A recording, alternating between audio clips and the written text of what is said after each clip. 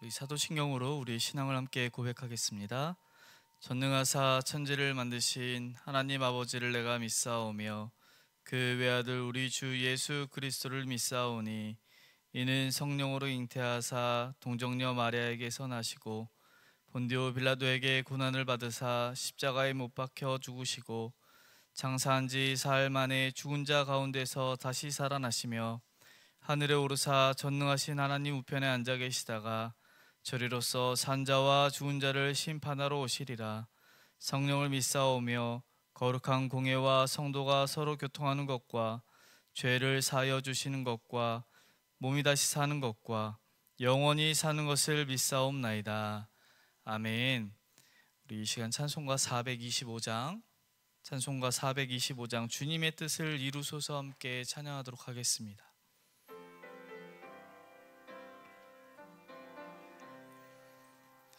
주님의 뜻을 이루소서. 고요한 중에 기다리니 진흙과 같은 날 빚으사 주님의 영상 만드소서. 주님의 뜻을 이루소서. 주님 발 앞에 엎드리니 나의 맘속을 살피시사 눈보다 희게 하옵소서. 주님의 뜻을 이루소서. 병들어 몸이 피곤할 때 권능의 손을 내게 펴사 강건케 하여 주옵소서. 주님의 뜻을 이루소서.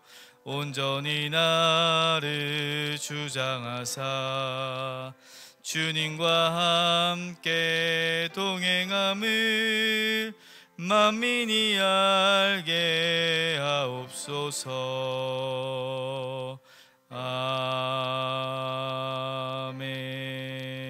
아멘. 아멘. 이 시간 함께 보실 하나님 말씀은 열왕기상 14장 1절부터 20절까지의 말씀입니다. 구약 540면에 있는 열왕기상 14장 1절부터 20절까지 저 한 절 여러분 한 절 읽도록 하겠습니다. 열왕기상 14장 1절부터 20절 구약 540면입니다. 1절입니다. 그때 여로보암의 아들 아비야가 병든지라 여로보암이 자기 아내에게 이르되 청하건대 일어나 변장하여 사람들이 그대가 여로보암의 아내임을 알지 못하게 하고 실로로 가라. 거기 선지자 아히야가 있나니 그는 이전에 내가 이 백성의 왕이 될 것을 내게 말한 사람이니라. 그대의 손에 떡 10개와 과자와 꿀 한 병을 가지고 그에게로 가라. 그가 그대에게 이 아이가 어떻게 될지를 알게 하리라.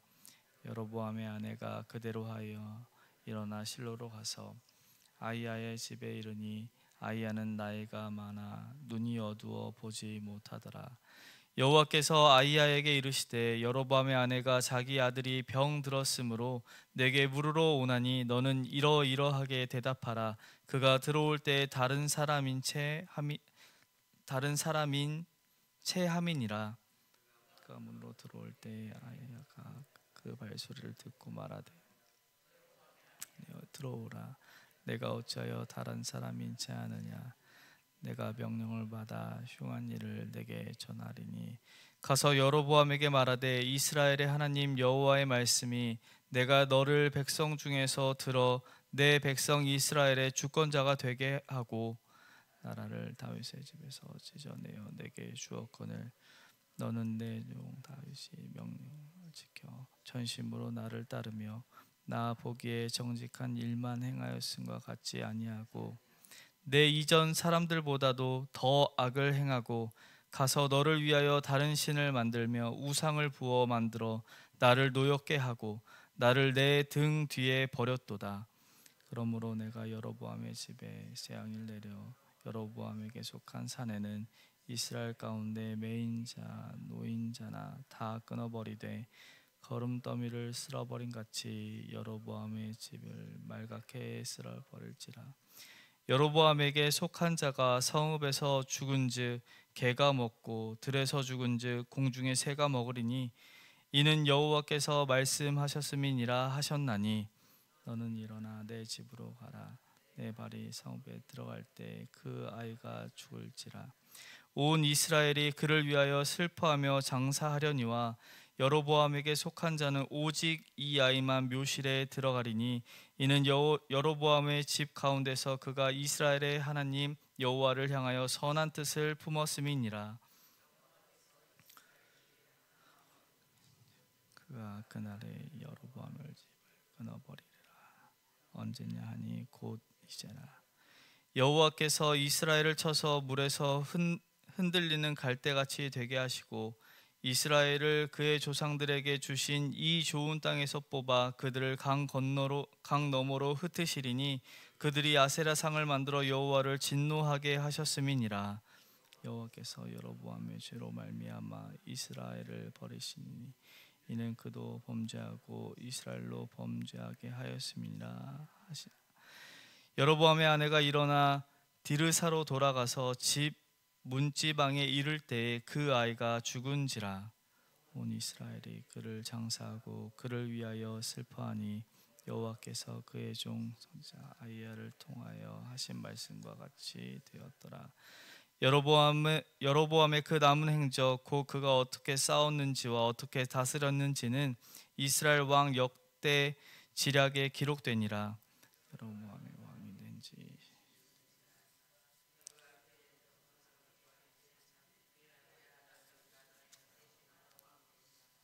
아멘. 이른 새벽 예배 나오시면서 8분의 성도님께서 1,000번째 헌금을 드리셨습니다. 코로나 정부 지원금이 나왔을 때 일입니다. 제가 코로나 직전까지 대구에서 사역을 하다 왔기 때문에 주소지가 대구로 되어 있었습니다. 2019년도 말에 성남에 다시 올라올 때 대구에 있던 전셋집 보증금을 받지 못한 상태여서 주소지가 여전히 대구로 되어 있었던 것이죠.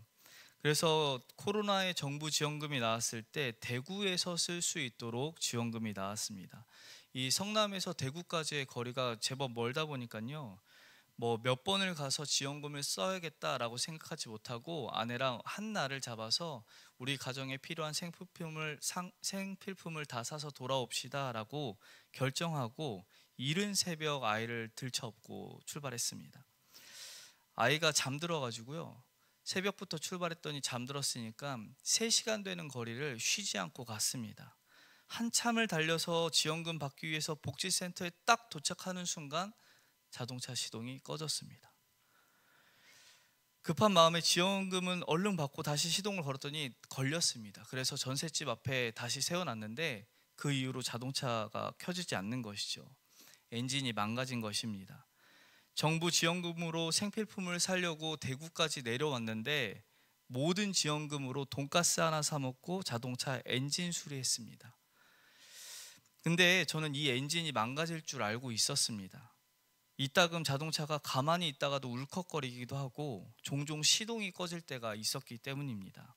다만 대구 내려갈 때는 괜찮겠지, 엔진이 망가지지 않을 거야 라는 생각으로 끌고 갔던 것이죠. 하나님의 심판이 이와 같습니다. 하나님의 심판은 어느 날 갑자기 오는 갑작스러운 심판이 아니라는 이야기죠. 심판이 있기 전에는 하나님이 반드시 그에 따른 전조 증상을 우리에게 보여주신다라는 것입니다. 여로보암은 어떤 사람이었습니까? 그가 북이스라엘의 왕이 될 수 있었던 것은요, 그가 힘이 있어서, 그가 지혜로워서, 그가 똑똑해서 된 것이 아닙니다. 그를 왕으로 세우신 것은 전적으로 하나님의 은혜이고 그의 하나님의 선택이었기 때문에 그가 왕이 될 수 있었다라는 것입니다. 11장 35절에 이렇게 기록합니다. 내가 그의 아들의 손에서 나라를 빼앗아 그 10지파를 내게 줄 것이요 하나님의 약속이었습니다. 하나님께서 솔로몬의 손에서 10지파를 여로보암에게 주겠다라고 하나님이 약속하셨기 때문에 여로보암이 갑자기 왕이 된 게 아니라 하나님의 뜻 가운데 그가 왕이 되었다라는 것이죠. 그리고 하나님이 약속하십니다. 너가 순종하기만 한다면, 다윗과 같이 온전한 마음으로 나와 함께 하기만 한다면 견고한 나라를 세울 수 있게 만들어 주겠다라고 11장에 이야기하고 있습니다. 그런데 그가 어떻게 했습니까? 12장 후반부에는 그가 하나님과 상관없이 베델과 단에 두 금송아지를 만들어 두었다라고 이야기를 합니다. 의미는 좋았죠.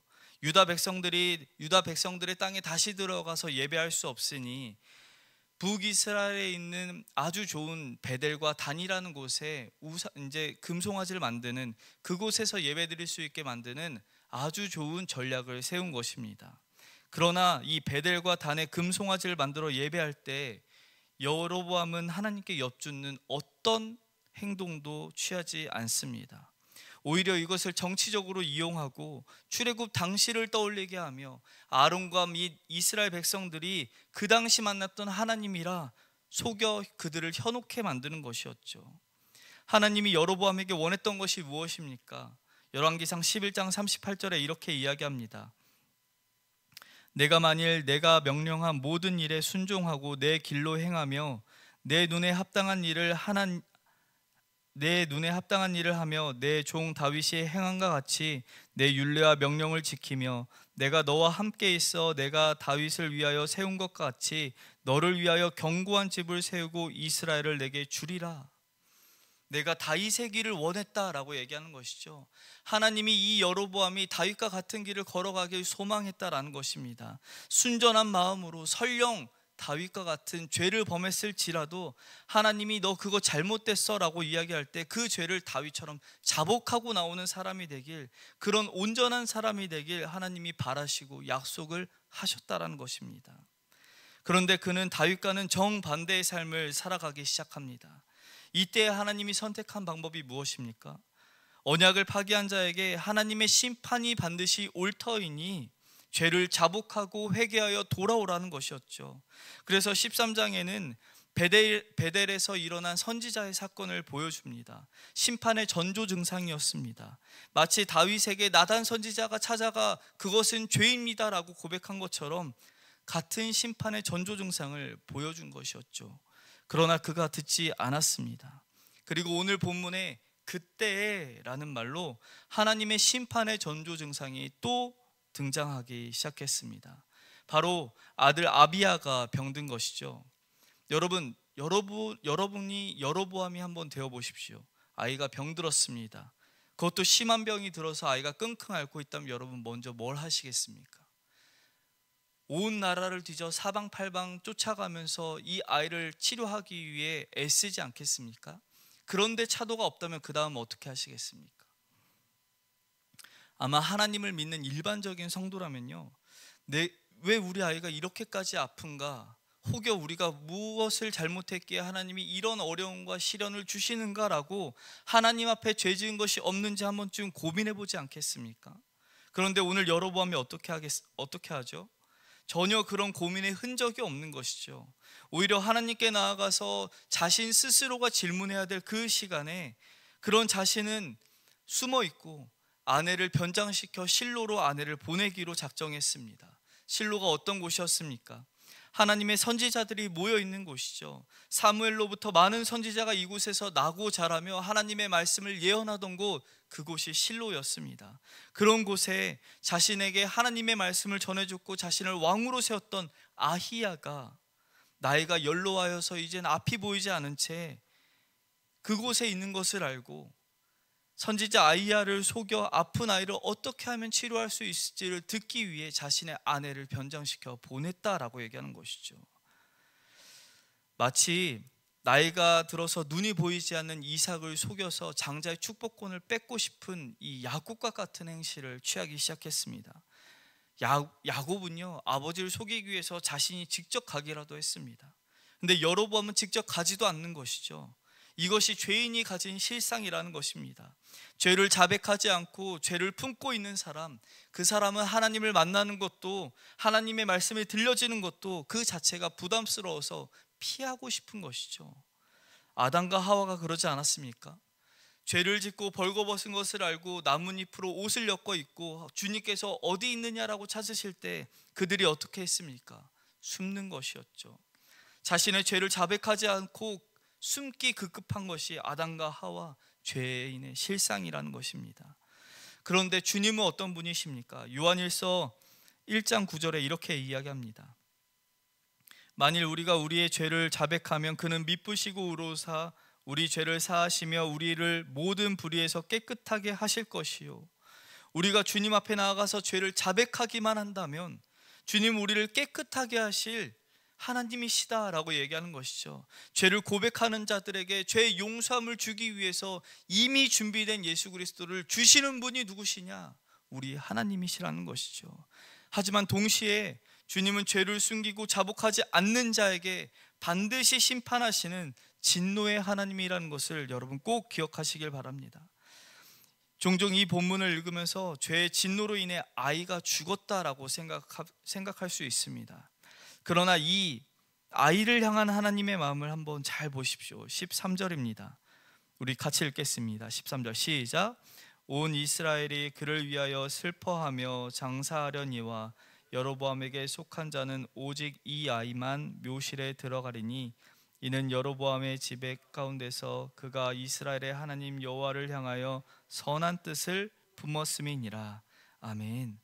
이 아이만 오직 선조들과 함께 묘실에 묻힐 수 있다. 그가 하나님과 함께 있고 하나님을 향한 선한 뜻을 품은 하나님의 사람이다라고 하나님은 평가하고 있다는 것이죠. 우리는 이 땅에 오래 사는 것만이 복이다라고 생각하는 우리의 마음이 있습니다. 그러나 주님의 관점에서 본다면 이 땅에서 수치를 당하지 않고 주님이 주시는 영원한 생명을 누리는 것이 오히려 더 큰 복이라고 오늘 성경이 이야기하고 있다는 것이죠. 그래서 요한계시록 14장 3절에 이렇게 얘기합니다. 또 내가 들으니 하늘에서 음성이 나서 이르되 기록하라. 지금 이후로 주 안에서 죽는 자들은 복이 있도다. 주 안에서 죽는 자들은 복이 있는 것이죠. 주님께서 주시는 영원한 생명과 죄사함과 그 은혜가 누려지는 그 시간, 죽음 이후의 시간이기 때문에 그렇습니다. 그러기에 하나님이 여로보암의 아들 아비야를 데려가신 이유가 아버지의 죄 때문에 그가 죽었다라고 말할 수 없다라는 것이죠. 오히려 여로보암의 죄로 이 땅에서 하나님의 사람이 수치를 당할까, 하나님께서 그 수치를 당하지 않게 하게 하시기 위해서 그를 영원한 생명의 복을 누릴 수 있는 곳으로 그를 이동시켰다라고 우리는 봐야 된다라는 것이죠. 그를 데려가신 것은 영원히 주님의 관점 안에서 해석해야 한다라는 것이죠. 그러나 동시에 하나님의 사람 아비야가 병중에 있는 것을 주님께서 사용하셔서 그의 아버지로 하여금 하나님의 심판의 메시지를 듣게 하는 도구로 사용하셨다는 사실도 여러분 꼭 기억하시길 바랍니다. 인생의 모든 생과 사, 복과 화가 주님 손에 있는 것이죠. 우리 주변에 일어나는 크고 작은 일들 하나하나가 주님 손에 있습니다. 그렇게 모든 것이 주님 손에 있다는 사실로 우리는 많은 일들을 주님께 맡기는 우리 제가족 되시길 간절히 소망합니다. 그렇다면 오늘 본문을 통해서 우리가 알 수 있는 것 딱 한 가지는 무엇일까요? 하나님의 우리의 죄를 깨닫게 하시는, 우리의 경종을 울리는 전조 증상들이 있을 때 우리 속에 숨겨진 죄를 주님 앞에 자복하여 우리를 용서하시는 죄사함의 은혜를 꼭 얻으라는 것입니다. 요한일서 1장 10절입니다. 만일 우리가 범죄하지 아니하였다 하면 하나님을 거짓말하는 이로 만드는 것이니 또한 그의 말씀이 우리 속에 있지 아니하니라. 우리가 교회에서 들어야 할 하나님의 말씀은 너의 인생이 잘 되길 바란다라는 하나님의 축복의 메시지, 너를 긍휼히 여긴다라는 하나님의 따뜻한 메시지만은 아닙니다. 우리를 향한 하나님의 축복과 그 은혜를 깨닫기 위해서 내가 얼마나 심각한 죄인이었는지 하나님의 말씀을 통해 깨닫고 회개하는 것이 이 예배 시간, 교회에 나오는 모든 시간, 그 시간이 중요하다라는 것이죠. 그래서 존 웨슬리는 교회에서 우리가 들어야 될 하나님의 말씀에 관해서 이렇게 이야기합니다. 사랑하는 성도 여러분, 제가 여러분께 죄, 율법, 하나님의 심판을 설교하는 이유는 하나님의 사랑, 자비, 은혜를 설교하기 위함입니다. 죄, 율법, 하나님의 심판을 알지 못하는 자들에게 하나님의 사랑, 자비, 은혜는 아무런 의미가 없는 공허한 소리일 뿐입니다. 그래서 사도 바울은 어떻게 이야기합니까? 죄가 더한 곳에 은혜가 더하다라고 얘기합니다. 이게 죄를 더 많이 지었기 때문에 은혜가 큰 것이 아니라 말씀을 통해서 내가 얼마나 큰 죄인인지를 주 앞에서 깨달을 때 하나님께서 준비해 주신 그 예수 그리스도가 얼마나 큰지를 우리가 깨닫게 된다는 것이죠. 사랑하는 제가족 여러분, 2023년도 하반기를 지나고 있는 이때 우리가 여전히 끊어내지 못하고 있는 죄는 무엇입니까? 우리 안에 자리한 여로보암이 만든 금송아지 같은 우상은 내 안에 무엇입니까? 하나님께서 우리에게 죄를 끊어내라고 여전히 우리 삶의 전조 증상을 보여주고 있음에도 불구하고 여전히 뿌리 깊게 자리하고 있는 죄는 무엇입니까? 여러분, 지금이 기회입니다. 고린도후서 6장 2절입니다. 이르시되 내가 은혜 베풀 때 너에게 듣고 구원의 날에 너를 도왔다 하셨으니 보라 지금은 은혜 받을 만한 때요 보라 지금은 구원의 날이로다. 지금이 주님께서 우리를 부르시고 죄를 주님께 고백하고 죄를 끊어내어 회복하게 하는 이 기회를 우리에게 주신 줄 알고 이 시간 주님 앞에 나아가 은혜를 간구하며 우리의 죄를 깨닫고 죄를 회개하는 우리 모두가 되길 소망합니다. 주께서 여로보암의 삶을 통해서 우리에게 죄의 회개를 지금 촉구하고 있다는 사실을 믿으시고 죄사함의 은혜, 우리를 위해서 준비하신 그 예수 그리스도를 다시 붙드는 시간 되시길 주님의 이름으로 간절히 소망합니다. 기도하겠습니다. 하나님 아버지, 우리는 매 순간 부흥회를 통해서 말씀을 통해서 은혜를 받았다라고 이야기하지만 사랑하는 주님, 우리는 이 교회 문 밖을 나서는 순간 여전히 죄의 문제가 해결되지 않고 죄를 끊어내지 못한 채 죄의 유혹 가운데 그 유혹을 뿌리치지 아니하고 죄를 먹고 마시는 죄인임을 고백하오니 사랑하는 주님, 내 안에 뿌리 깊게 자리한 이 죄를 주님의 눈으로 바라볼 수 있도록 은혜를 베풀어 주시옵소서. 사랑하는 주님, 내가 죄 가운데 빠져 있을 때 하나님께서 우리를 잊지 아니하시고 아버지 다윗에게 나단을 보낸 것처럼 여로보암에게 아비야를 통해서 말씀하시는 것처럼 하나님께서 우리 삶의 날마다 전조 증상을 보여주시니 그런 경종이 울릴 때마다 하나님 내 속에 무슨 죄가 있는지 날마다 말씀을 통해 살펴볼 수 있도록 인도하여 주시고 주님이 죄를 미워하시는 것처럼 죄를 미워하는 마음, 그래서 죄와는 멀어져서 하나님의 거룩함을 닮아가는 모든 주의 자녀들 되어줄 수 있도록 은혜 베풀어 주시옵소서. 사랑하는 주님, 우리가 죄에 대해서 민감케 하여 주시고 이 문 밖을 나갈 때에 우리의 마음과 행실, 우리의 입술에서 전해지는 모든 말들이 하나님 닮은 사람 되어줄 수 있도록 은혜를 베풀어 주시옵소서. 주님, 이 예배 자리에 있지 아니하고 예물을 드린 주님의 자녀들이 있습니다. 아버지, 이 예물을 흠양하여 주시고 아버지, 이 예물을 드리며 마음에 소원한 것이 아버지 기도하기도 전에 주님께서 이미 아신다라고 성경이 이야기하고 있사오니 주님께서 응답하여 주시고 아버지, 이 물질이 쓰여지는 곳에는 하나님의 영광만 드러날 수 있도록 주님 사용하여 주시옵소서. 주님, 이 새벽에 혹여 주님의 자녀가 병상 중에 신음하고 있다면 주님 찾아가 위로하여 주시고 아버지 낫게 하사 아버지 걸음을 이곳으로 재촉하여 함께 예배드릴 수 있도록 주님 우리 환우들에게 은혜 베풀어 주시옵소서. 주님께서 그렇게 함께 하실 걸 믿고 감사하며 예수 그리스도의 이름으로 기도드립니다. 아멘. 하늘에 계신 우리 아버지여, 이름이 거룩히 여김을 받으시오며 나라의 임하옵시며 뜻이 하늘에서 이룬 것 같이 땅에서도 이루어지리이다. 오늘날 우리에게 일용할 양식을 주옵시고 우리가 우리에게 죄 지은 자를 사하여 준 것 같이 우리 죄를 사하여 주옵시고 우리를 시험에 들게 하지 마옵시고 다만 악에서 구하옵소서. 대개 나라와 권세와 영광이 아버지께 영원히 있사옵나이다. 아멘.